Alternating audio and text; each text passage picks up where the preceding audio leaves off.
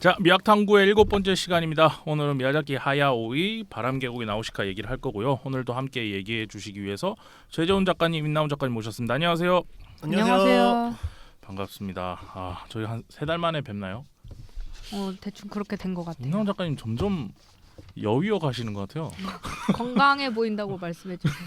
굉장히 건강해 보여요. 감사합니다. 건강하게 여위어 가는 거고 요새 정말 진심으로. 요새도 식물 잘 크고 있나요? 네, 오늘 아침에도 물 주고 왔고요. 비료 주고 왔습니다. 그러니까 거의 나우시카시네요. 네, 제가 약간 바라던 그런 삶을 뭐 이런 부해 속에서 봤어요. 살고 싶은 건가?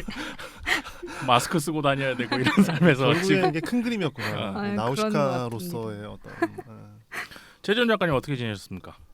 저는 이번에 이사하고 짐 옮기고 근데 이사했는데 책이 너무 많으니까 그러니까 그 걱정이 들더라. 이사하신다는 얘기 듣고 그 이사하시는 분들이 제가 책이 이중으로 꽂혀 있어요 책장에. 아 진짜요? 그래서 계속 그 할아버지가 한 분 계셨었는데 이중이네?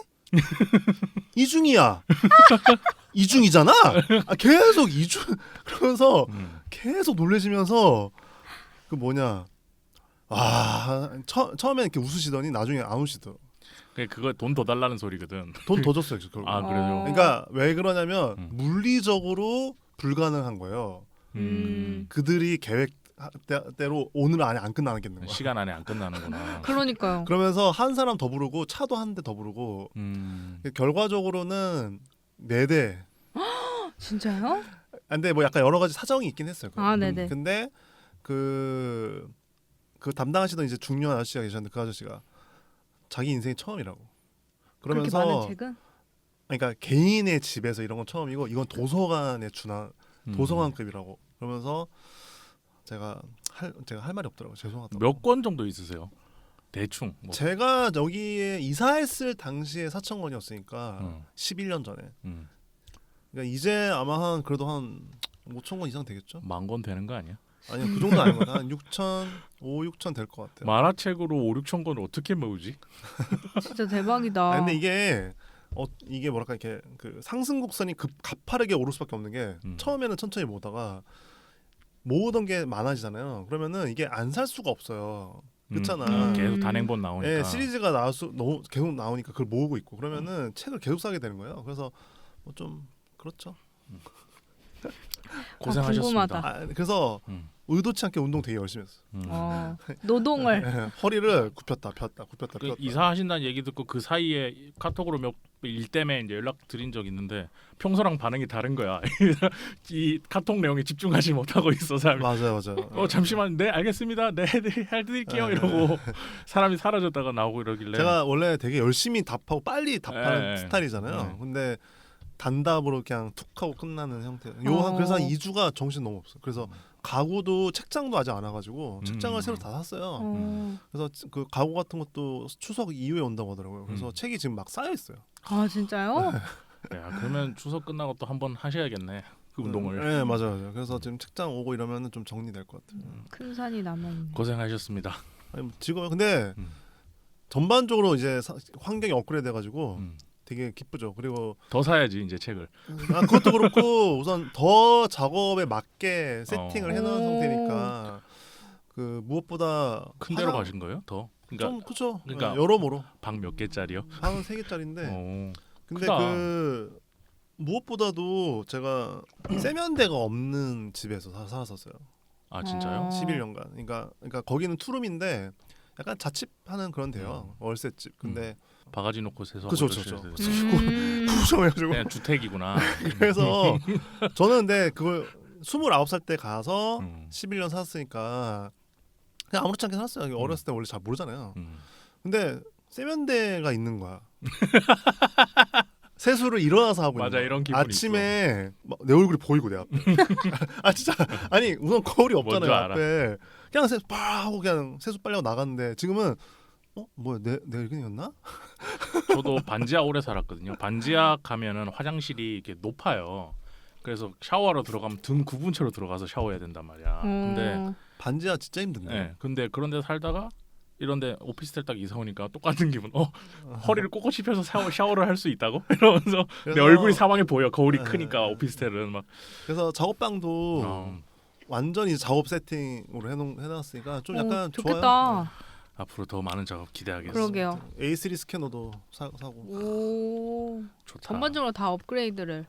그러니까 돈 많이 버셨구나 그 사이에. 돈을 들이붓고 있죠. 아, 좋은 거죠, 좋은. 아니 그 무소유에 대해 생각하고 있어요. 내가 책이 이렇게 많은데 또 뭘 책을 결제하고 있는 거예요. 개개개 기타로가 나와가지고 뒤에 또 요즘에 아 저도 요새 이거 고민이에요. 근황이 좀 길어지긴 하는데 네. 저도 오피스텔 사는데 집에 책이 한 1000권 있거든요. 네. 근데 많은 편이지 작가님도. 그 후배한테 맡겨놓은 게 한 또 1000권, 2000권 있어요. 네? 후배 작업실에 무슨 후배인 거예요?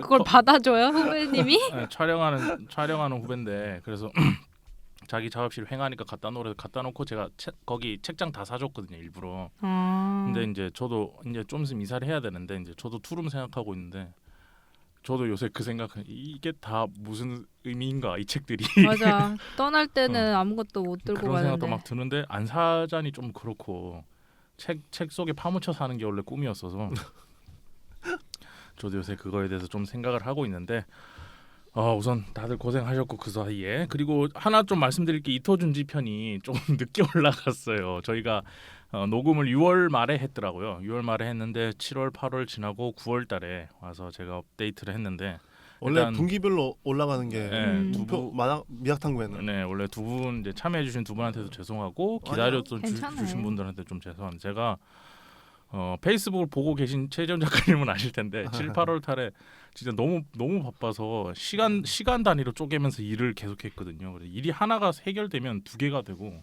두 개 해결하면 막 세 개가 되고 이래서 7, 8월 달에 너무 힘들었다가 이제 갑자기 임나훈 작가님이 어느 날 카톡이 오셨죠. 우리 이토준지 편 업데이트 안 하나요? 그때 깨달았어. 아 내가 아직 편집도 안 했구나. 그 작가님도 아시겠지만은 임난 작가님이 되게 빡친 거예요. 네 맞아요. 제가 봐도 그거 덜덜덜 원래 떨었습니다. 절대 그런 얘기 안 하시는 타입이시죠. 네.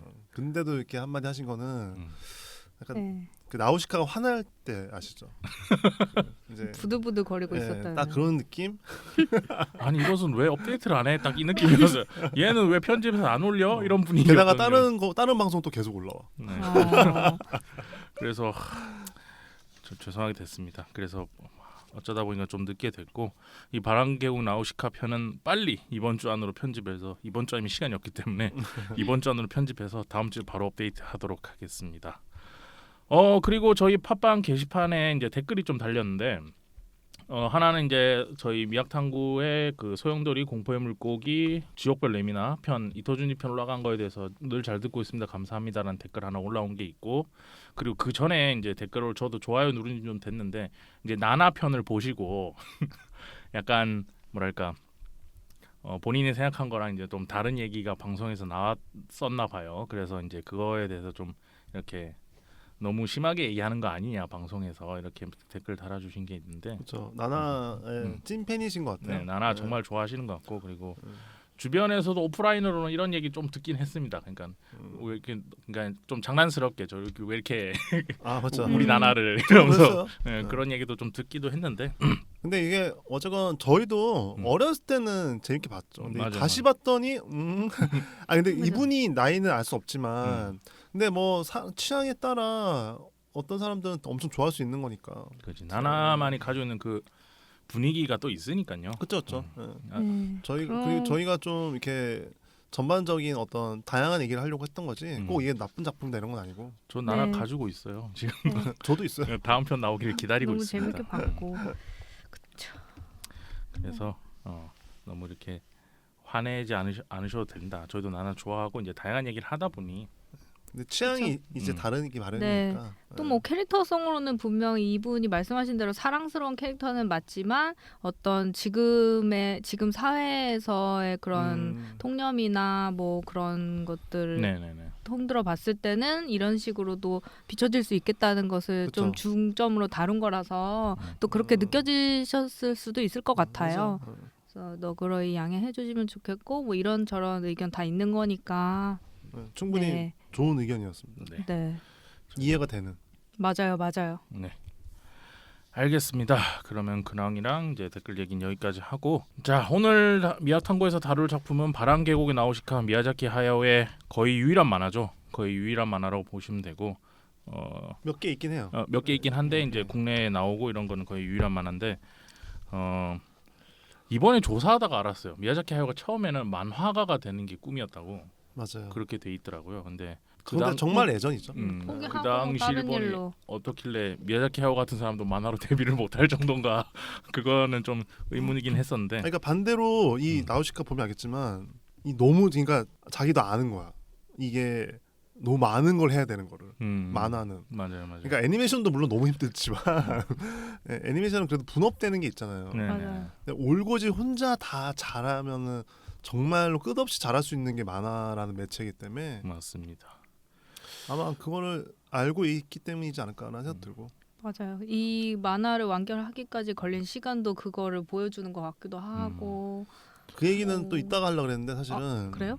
이게 무슨 말이냐면은 이게 83년도인가부터 시작됐잖아요. 82년도인가. 82년도에서 94년까지. 그렇죠? 그리고 94년까지 했잖아요. 그리고 마우시카가 이걸 원작으로 개봉한 게 86 84년도인가 그래요. 84년도. 네. 근데 이게요. 이 작품 이제 뭐 이따 얘기하자면 진짜 놀랍잖아요. 맞아요.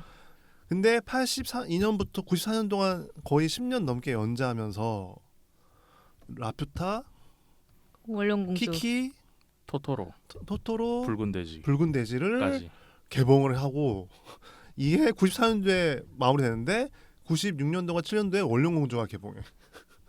그러니까 이게 말이 안 되는 거예요. 그리고 이게- 그 사이에 결혼하고 지브리 스튜디오 짓고 그러니까 그거 말이 안 돼요. 이 사람이 그 처음에 나우시카 극장판이 나왔을 때가 만화책으로 한 3권 정도? 3권에서 4권 넘어갈 때 그때쯤에 이제 만든 거지. 그래서 아키라랑도 좀 비슷해요. 아키라도 앞 초반부에 나왔을 때 바로 극장판이 먼저 나와버리고 맞아요. 그 뒤에 이제 만화책을 쭉 했잖아요. 근데 나우시카 한국에서 저희 같이 만화 진짜 덕후인 사람들은 이제 나우시카가 만화책이 있는 줄 알지만 대다수의 사람들은 그냥 나우시카가 만화책이 있는 줄을 잘 몰라요. 그리고 나우시카 만화책을 얘기하는 사람은 별로 없어. 없고 그리고 그리고 굉장히 의미 있는 오늘 방송이에요.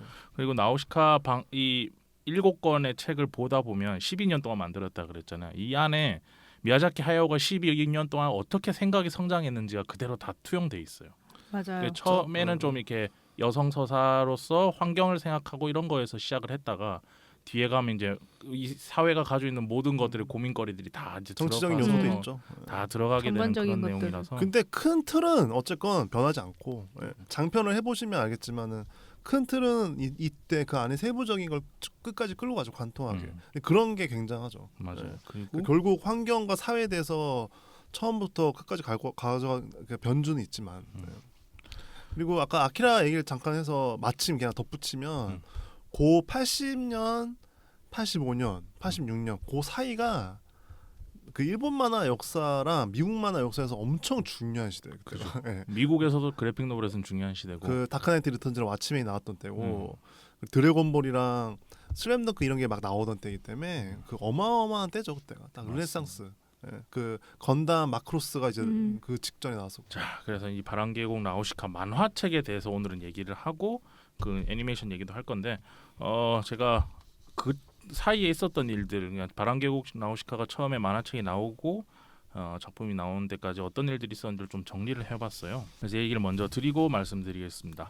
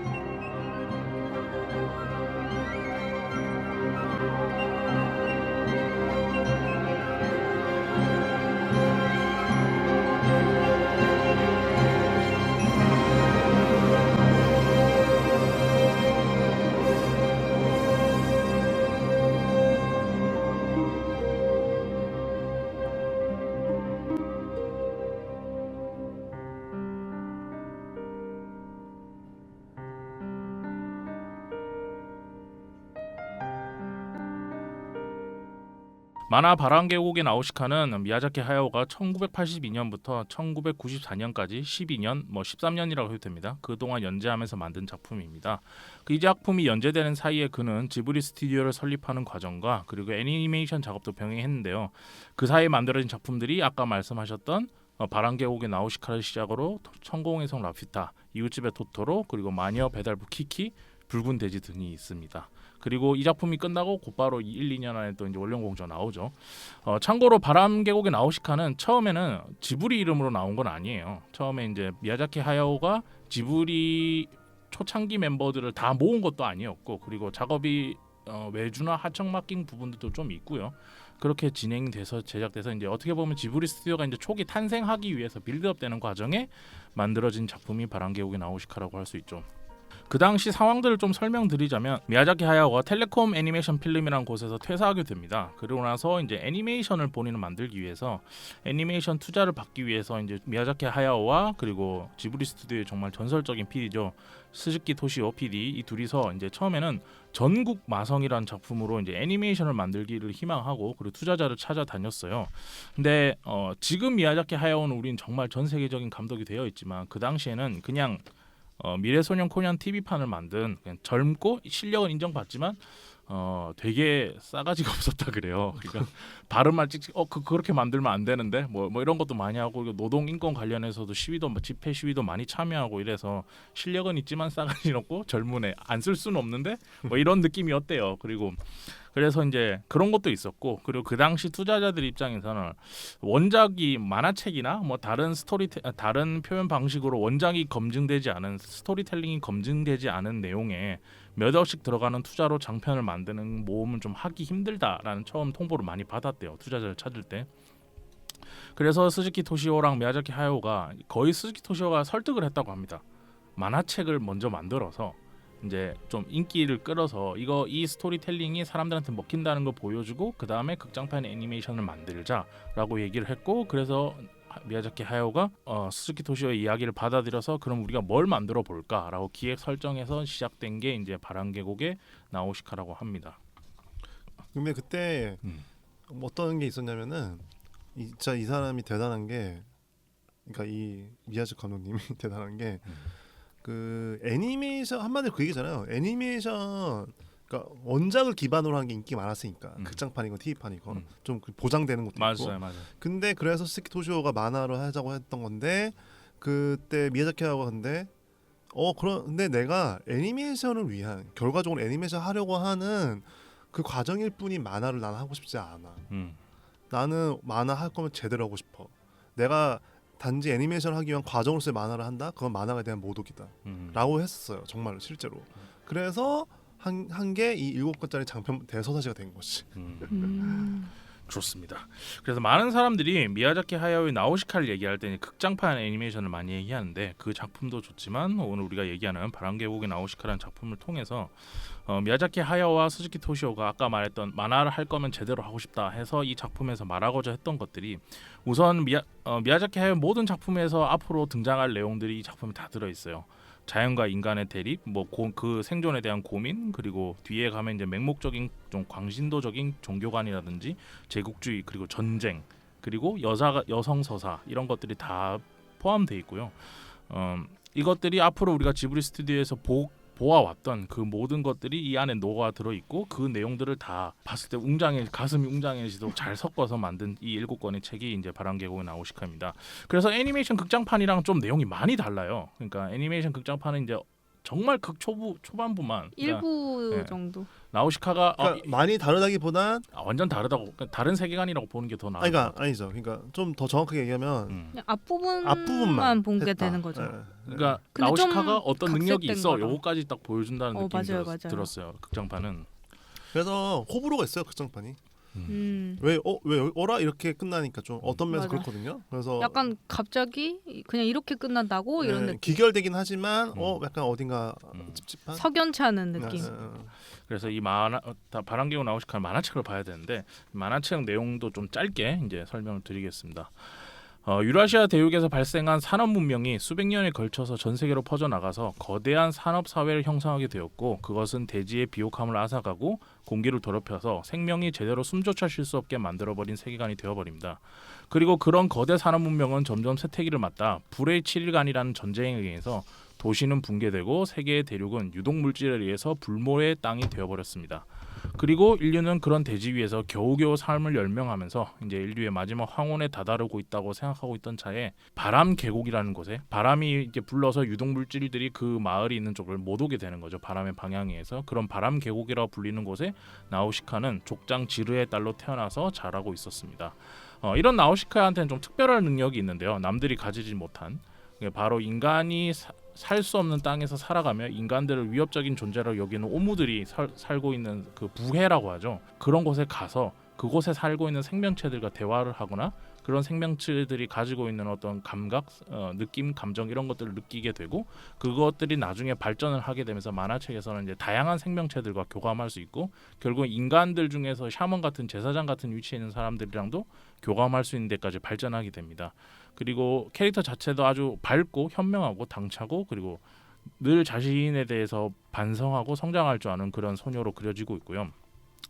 그러던 어느 날 동쪽의 대륙 토르메키아 왕국과 서쪽의 대국인 도르크 제국과의 전면전 과정에서 처음에 이제 징집에 의해서 전쟁에 나가게 된 나우시카는 그들의 전쟁의 이유가 과거 인류를 멸망 직전까지 몰고 갔던 거신병과 이 세계관을 다시 회복하기 위해서 만들고 있는 어떤 프로젝트 때문이라는 걸 알게 되고 자신이 가지고 있는 능력과 그리고 자신이 이제 세상에 나와서 보게 된 관찰하게 된 것 이런 것들을 기반으로 해서 이 두 제국 간의 전쟁을 막게 되고 그리고 이들이 하려는 프로젝트를 하지 못하게 만들죠. 그리고 나우시카가 이제 7권의 마지막에 던지는 말은 이별에서 함께 결국은 살아나가는 것, 앞으로 어떻게 살지 그리고 앞으로도 계속 꾸준히 살아나가는 것이 중요하다는 메시지를 던지면서 이제 마지막에는 앞으로 이 나우시카가 더 많은 일을 할 거라는 여지를 두면서 작품 7권은 마무리가 되게 됩니다.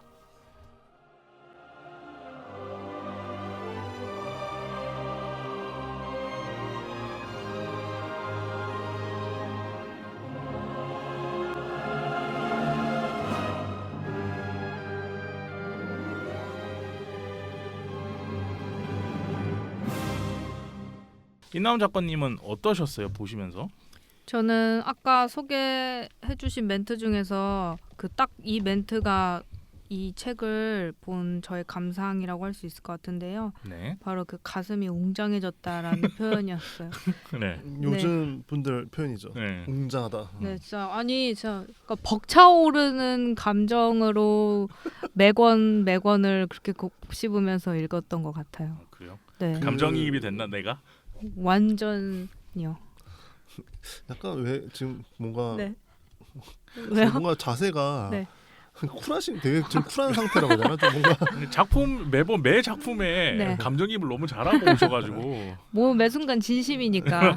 근데 이게 그것이 진심이니까. 뭐 여러 가지 얘기를 할 게 너무 많잖아 사실은 이게. 네. 그러니까 우선 이분이 그러니까 이런 뭐라고 해야 될까 욕심이 되게 많은 사람인데 그거를 다 해내.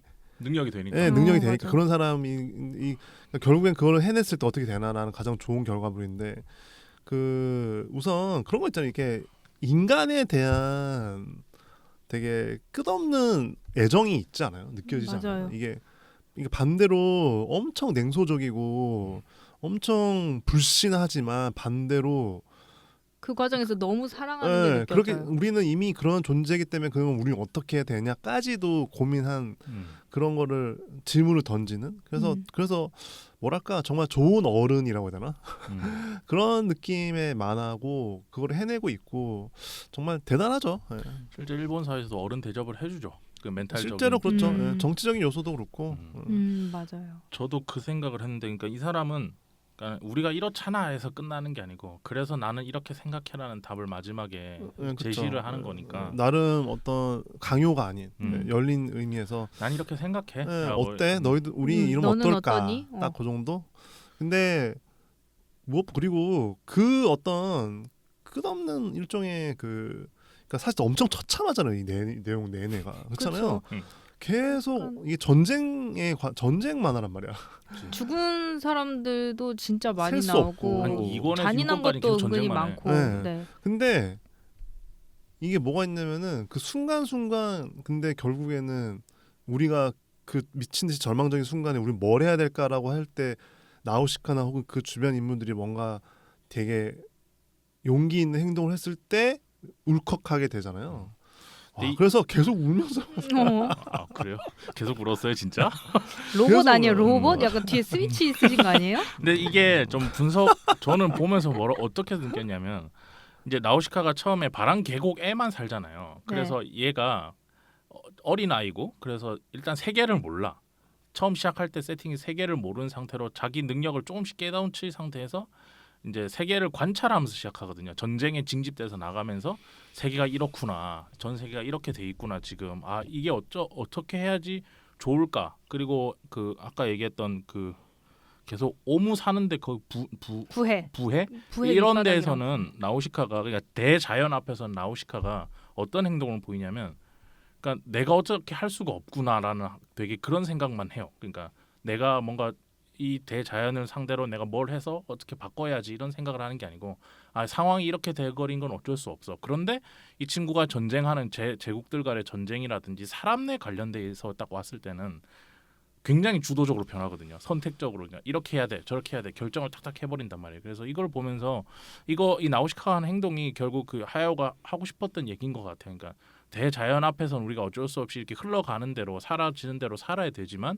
그 안에서 살고 있는 우리 인간들끼리는 서로 이렇게 선택과 결론을 내서 거기에 맞춰서 살아가야 된다. 그리고 거기에 더불어 이제 자연 훼손 좀 자연 좀 님들 제발 자연 좀 딱 그런 느낌인 것 같아서 이게 전 12년 동안 미야자키 하야오가 생각이 안 변했을 거라고 생각하진 않아요. 분명 그쵸. 성장하는 게 있었을 거야. 그래서 그 과정 자기의 성장 자기 철학이 빌드업되고 철학이 만들어지는 과정이 이 나우시카로 다 투영되지 않았나? 그리고 그것들이 앞에 나열했던 만화 애니메이션이라든지 뒤에 얘기했던 원령공주 그리고 그 뒤에 있는 작품들까지 다 해서도 계속 투영되고 있지 않나. 대자연 얘기는 제가 봤을 때 원령공주에서 끝난 것 같아요. 거기까지 좀 많이 하고 그 뒤에는 좀 인간에 집중을 하죠. 인간 관계에 대해서 그 센가치로도 그렇고 뒤에 뭐 하울도 네, 마찬가지고 하울도 그 마루아티 아리에티. 그 마루미 나리에티. 그거는 미야자키 하야오가 한 건 아니고. 네, 그런 거라든지 그 포뇨 죄송합니다. 아 맞아. 포뇨 이런 포뇨요. 거라든지 그 생명과의 관계 이런 거에 좀 더 집중을 하는 것 같긴 한데 그 시발점에 있는 작품인 것 같아서 최재훈 작가님 예전에도 이 작품 보셨을 거 아니에요? 만화책을. 맨 처음에 저는 원서로 몇 개 있었죠. 갖고 있었죠. 일본에 가서 사고. 일본도 아니고 그 불법으로 누가 들여온 거를 샀었죠 옛날에 고등학교 때. 그럼 일본말로 돼 있었대요. 20년 전이죠 거의. 근데 너무 네? 너무 그냥 놀라시는 감탄의 의미예요. 20년 전에 이런 걸 이미 알고 예, 그런 어떻게든 모아야겠다. 동네심이 아, 섞인. 오케이. 그 얘기도 있어. 나중에 에반게리온 얘기도 좀 네. 해야 돼 이거.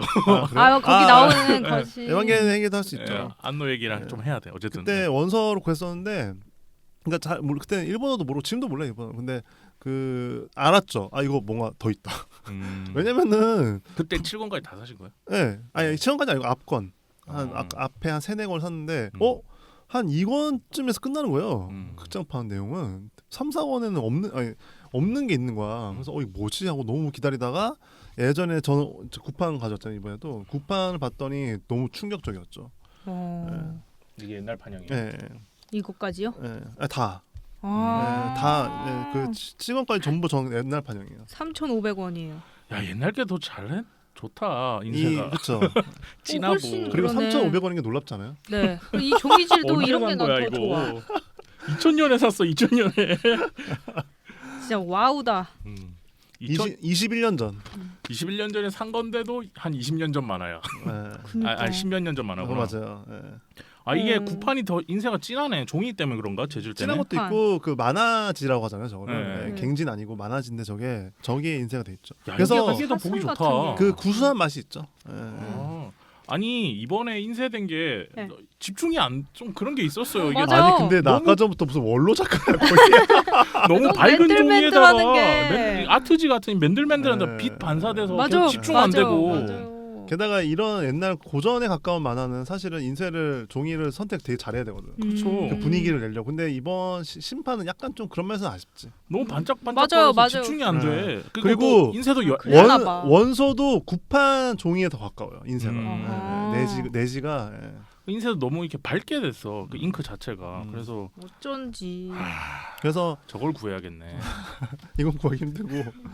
근데 이게 저 뭐냐 어쨌건 돌아와서 제가 제일 많이 보는 만화가 있어요. 옆에 두고 항상 작업 책상 옆에 기생수, 슬램덩크, 5스타 스토리즈, 그리고 나우시카, 그리고 데스카 오사무 만화들. 데스카 오사무는 또 이제 키리토의 창가, 그리고 뭐 뮤 이런 건 항상 꽂혀 있고 그냥 심심하면 그냥 뺏어 보거든요. 근데 진짜 볼 때마다 제일 놀라는 것 중에 하나가 나우시카죠. 그 중에서. 왜냐면은 우선은 아까 앞서서도 얘기했지만은 12년간 했고 그리고 이분이 얼마나 이게 만화 얘기를 좀 해야 되는데 이게 제가 예전에 얘기했었는데 그거 기억나요?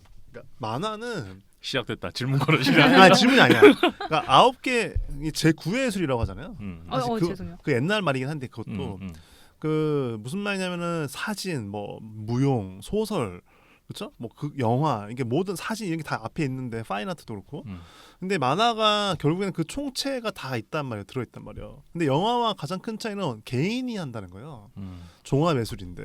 근데 영화는 다 같이 하는 거지. 맞아. 근데 이 얘기를 제가 왜 꺼내냐면은 만화는 칸과 칸이라는 그 강력한 하드웨어 그 구조가 주는 그 어떤 편안함 때문에 누구나 시작하기가 좋아.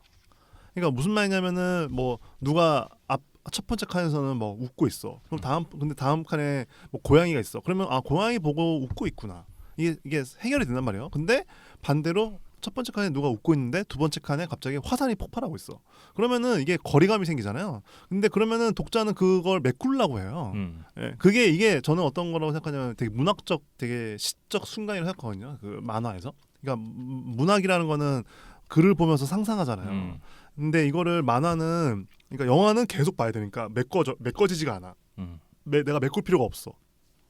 보는 내내 가만히 있는 거지. 근데 만화는 이미지와 이미지 사이에 있는 그 홈통이 어떤 문학적 현상을 일으켜요. 그러니까 메꿔야 돼. 그리고 그 칸과 칸 사이의 의미들이 가깝거나 뭐냐를 얼마나 내가 잘하느냐가 되게 좋은 작가인 거거든요. 근데 다시 돌아와서 그런 면에서 근데 사실은 어쨌건 내가 1번 칸, 2번 칸에 아무거나 그려도 사실은 만화가 돼요.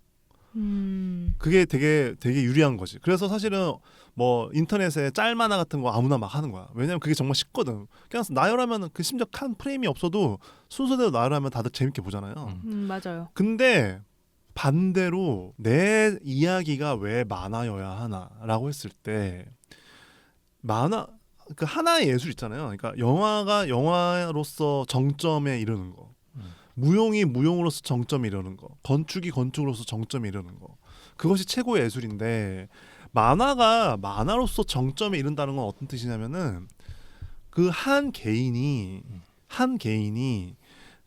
문학, 뭐 대사, 철학, 그리고 복식, 그러니까 패션, 그리고 카메라에 대한 이해, 그 조명, 뭐 아니면 미장센 이런 모든 것들에 대한 이해도가 높으면서 그거를 잘 버무렸을 때 극대화할 수 있는 게 만화거든요.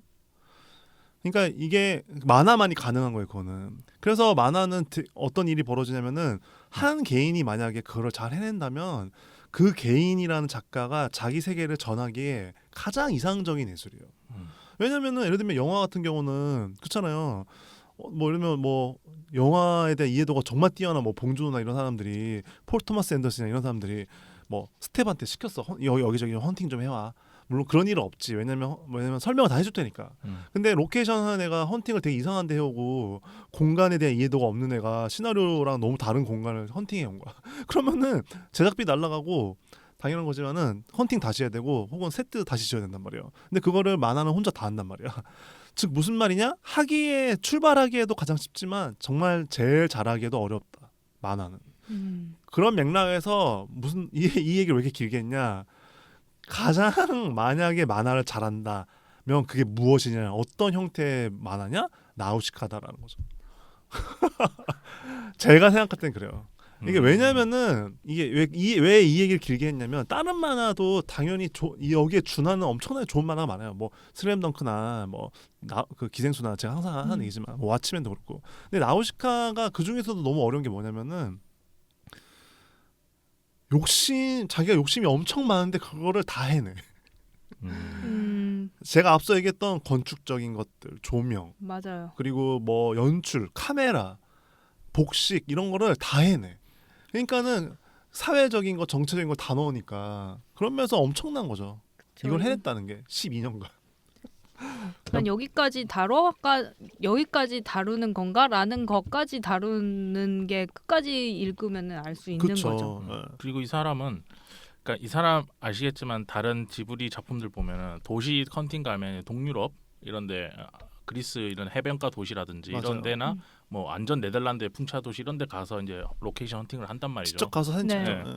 근데 그런 데 가서 사진을 찍고 복식이나 이런 거 보면 굉장히 중세시대 때 복식을 많이 써요. 맞아요. 맞아요. 약간. 섞여 있죠. 그리고 토르메키아 같은 경우도 약간 동양적이고. 네, 오, 그리고 맞아. 그 시절에 있었던 뭐 전설 마녀라든지 이런 것들을 다 들고 와서 근데 이 사람이 진짜 대단하다고 느낀 게 뭐냐면 모노노케 히메 이런 거는 다 일본 고전에 이제 있었던 설화나 이런 것들 다 끌고 와서 쓰는 건데 자기 안에서 소화시켜서 하나로 만들어내. 한 세계로. 그러니까 맞아요. 다른 작가들도 이런 식으로 하다가 근데 빌려왔다는 느낌이 드는 것들이 너무 많거든요. 그러니까 빌려와서 많죠. 그거를 끼워 넣었구나 그대로. 이런 느낌이 드는 게 되게 많은데 미야자키 하야오 작품은 정말 볼 때마다 놀라운 게 뭐냐면 예를 들어서 하울의 움직이는 섬도 원작이 있는 거잖아요. 그러면은 그 어실러르기. 원작의 일러스트나 이런 것들을 보고 영감을 얻을 거 아니에요. 근데 그거를 그대로 쓰지 않아.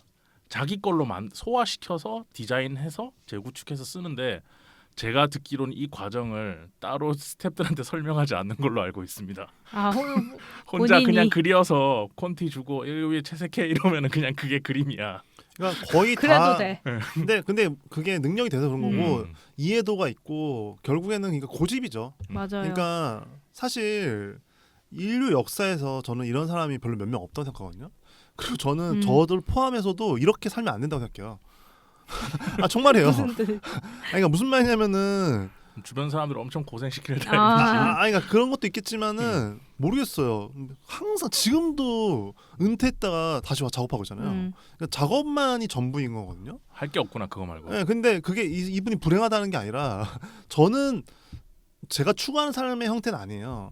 근데 인류 역사에서 이런 사람이 별로 없을 수밖에 없는 게 사람은 욕망의 동물이고 사회의 동물이기 때문에 이런저런 것들에 뒤섞여가지고 하나를 올곧이 정제해서 평생을 바쳐서 한다는 게 쉽지 않은데 이분은 그걸 해내고 있다는 뜻에서 쉽지 않다는 거. 마치 레오나르도 다빈치 같은 사람인 거죠. 예를 들면은 저는 예를 들면 이분도 영향을 많이 받았어요. 예를 들면은 이제 다음 달에 개봉하는 듀운 있잖아요. 듀운. 네. 프랭크 허버트의 듀운. 감독이 내가 좋아하는 감독이야. 네.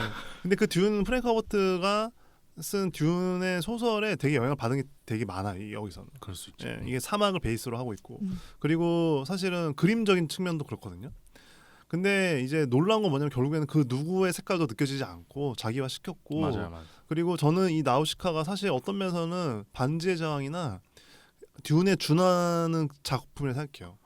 그리고 솔직히 얘기하면 저 그냥 의상 디자인으로만 놓고 딱 보잖아. 그럼 촌스러워.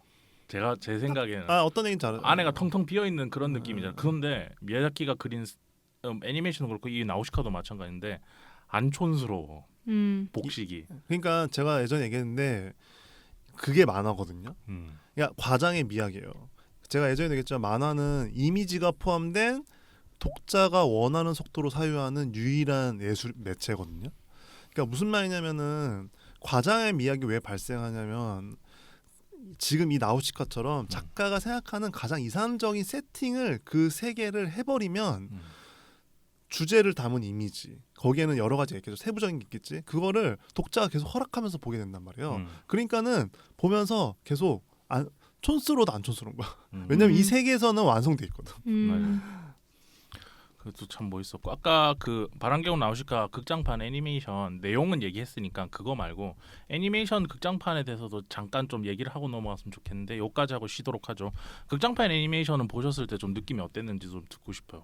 일단 저는 미야자키 하야오 작품 중에 제일 먼저 봤던 게 나우시카 작품이거든요. 이것도 비슷해. 불법 CD. 어쩔 수 없었죠. 그 당시에는 그래서 구해서 CD 한 장에도 안 들어가. CD 3장인가 4장으로 들어가서.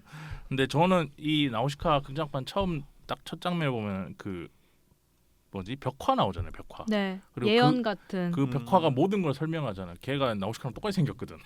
벽화에 나오는데 그걸 보면서도 그때부터 보면서 저는 나우시카가 되게 멋있다. 그러니까 아까 얘기했던 세계관이 완전 구축돼 있다. 완전 딴 세계네. 그러니까 반지의 볼 때랑 비슷한 느낌이었어요. 여기는 이런 세계가 있을 것 같아. 이런 느낌이었는데 그 앞에 그 처음에 오무 다시 그 해수로 돌려보내고 이런 장면이나 이런 것들 보면서도 그때 한국의 여러 애니메이션들과 이렇게 비교하면서 야 우리는 왜 안 될까 이런 생각을 되게 많이 했었고 그리고 극장판 이분이 애니메이션에서 얘기할 때는 조금 더 톤을 밝게 얘기해요. 아무래도 이제 대중성으로 보니까. 확보해야 되니까 엄청 사적이죠 나우시카. 네, 그런 것들 보면서도 좀 되게 재밌게 봤었고 제가 여러분한테 그래서 아트북도 다 보내드렸지 않습니까? 네. 너무 재밌게 봤어요. 그 얘기를 좀 듣고 싶은데 어떠셨어요, 임나훈 작가님은? 저 아트북 아직 안 봤는데. 아니 그 극장판 애니메이션. 아니 보면서 얘기했어요 지금. 그래요? 옛다. 아니 근데 애니메이션 얘기를 좀 듣고 싶어요. 애니메이션은 만화- 사실 너 네. 우셨다면서? 당연하죠. 왜 자꾸 울어? 그러니까 만화책 보셨다니까 좀 네. 비교하면서 들었던 생각을 듣고 싶은 겁니다. 저는 사실 저는 그 나우시카랑 그 옛날에 그 천공의 성 라퓨타 그 시기에 그 약간 옛날 초기 작품들은 뭔가 손이 안 갔었어요. 사실은 뭔가 좀 옛날 만화 같은 그럴 수 느낌이 있지. 들어서 그 세대가 아니구나. 네, 그 약간 이후 거. 얼령공주, 네, 뭐 치히로. 월령공주, 치로 많이 치히로. 네, 뭐 하울 이거. 뭐 아. 할거 그렇게 하고 그 밑에 이제 붉은 돼지 정도까지만 봤었던 그치. 것 같은데 그럴 수 있지. 그래서 그 예전에 약간 시도를 하긴 했었어요. 그래서 봤는데 좀 대충 봐서 중간까지 보고 껐었던 것 같아요. 그러다가 이제 이거를 하기 전에 우연히 이제 제가 다시 제대로 봤었고 또 이걸 하게 돼서 또 다시 2번 봤는데 음. 2번 보고 나니까 약간 저희가 초반에 말 나눴던 것처럼 갑자기 이렇게 마무리를 한다고라는 느낌이 들긴 했었거든요. 사실은. 애니메이션에서. 네, 왜냐면 다루는 메시지가 분명히 이것보다 되게 큰 느낌이긴 한데 이제 약간 뭐 시간적 제약 같은 것도 있었을 것 같고 그런 여러 가지 이유로 약간 자연과 이제 공존하자라는 간단한 보이는 메시지로 마무리하려는 느낌이 들어서 살짝 아쉽다는 생각이 들긴 했었어요. 근데 그러고 있다가 이제 이 책을 다 봤더니 이래서 이런 뒤에 얘기를 이제 꼭 만화로 읽어야 이 영화까지 완성도가 이제 되는 거구나라는 느낌을 받았었고요. 저도 요새 보기 편하잖아. 넷플릭스에 다 있으니까 보면서 다 올라왔죠. 네, 그 생각도 했어. 야, 이 알리타 이 나쁜 놈들 아, 총몽을 이렇게 만들다니까 차라리 그런 원작자한테 맡기지 이런 생각도 좀 들었고. 그렇죠. 작가님은 어떠셨어요? 저는 그 임나 작가님 얘기 네. 좀 덧붙이면은 사실 그래서 말이 많았던 게 뭐였냐면은 미야자키 하야도 별로 안 좋아하고 비평가들도 그 깠던 것 중에 하나가 뭐냐면 극장판 이게 의도치 않게 약간 메시아적인 네. 그런 게 그러니까 뭐냐면 1인을 숭배하게 되는 좀 그런 패턴이 돼버린 게 있어요. 마지막에 구원자 느낌이 확 자연과 나죠. 환경에 대한 요소가 있긴 하지만은 의도치 않게 이게 너무 아까 얘기했던 구원자나 메시아적인 것으로 끝나버리는 형태가 돼버려서 사실은 어떤 면에서는 제일 조심하는 미야자키 하야오가 제일 약간 이 만화책에서 좀 약간 반대잖아요. 무슨 말이냐면은 대비되거나 균형을 맞추는 존재가 다 되게 여러 군데 있어요. 이 세계 안에는. 맞아요. 나우시카의 균형 무슨 말이냐면 나우시카보다 더 강한 악의 존재나 혹은 또 다른 착한 존재나 도움을 주는 존재 다 여기저기 섞여 있어요. 그러니까 한 명의 힘이 이루어진 게 아니라 모두가 다 같이 힘을 모아 예를 들면 그 벌레 머리꾼 같은 거 만화책에 나오는 네. 애들은 되게 맞아. 그게 사실 별거 아닌 것 같은 거 중요하죠. 엄청 되게 중요하지. 중요한 존재란 말이야. 예를 들면 뭐 현대 사회에서 뭐 어떤 하층민이라던가 그런 사람들을 상징할 수도 있는 거고. 네. 근데 그런 측면에서 이 만화책에서는 그 다층적인 요소를 보여줌으로써 메시아적인 거나 구원자적인 요소가 거의 희석돼요. 없어져요, 거의. 그게 있긴 하지만. 근데 극장판에서는 그게 되면서 약간 영웅서사가 돼버린 거지. 맞아. 그러면서 약간 좀 까인 게 있었어요 그 당시에. 금빛 풀밭을 밟으며. 네. 그래서 실제로도 지금 보면은 좀 그런 면이 좀 불편할 수도 있고. 맞아요. 네. 저 같은 경우는 제가 이거 그 제가 또 나이가 있는 편이 잘 많았는데 81년생인데 2000년에 이걸 샀던 게 그거지. 그러니까 뭐냐면은 고등학교 졸업했을 때 산 거예요. 그러니까 한마디로.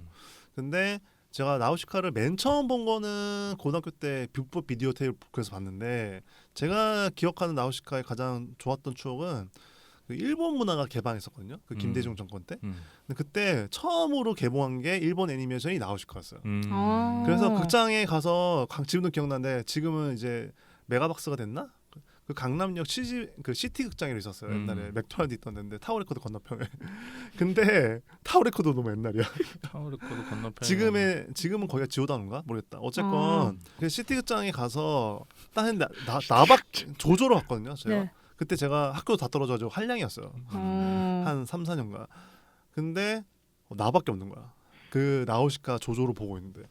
근데 보면서 진짜 막 울면서 여러 여기도 오히려 네. 좋았겠네요. 네, 그러니까 여러 가지 의미에서 눈물이 나는 거야. 그리고 어렸을 때는 뭐 영웅서사건 뭐가 이런 거 별로 몰라. 맞아요. 그냥 자연 환경 짱. 어. 나우시카 저런 사람이 이 세상에 있어야 된다 이러면서 봤지. 맞아. 숭고함을 네, 느끼면서. 20대 초반만 해도 그렇잖아. 그래서 보면서 그리고 드디어 이 애니메이션을 내가 불법으로 안 구해서 봤는데 어른이구나. 맞아, 그럴 수 있어. 그래서 되게 여러모로 그때 되게 감동적인 순간이 있었고 그리고 어쨌건 되게 인상적인 작품이죠. 항상 이게 특히 만화책은 마음에서 맴도는. 애니메이션도 그렇고.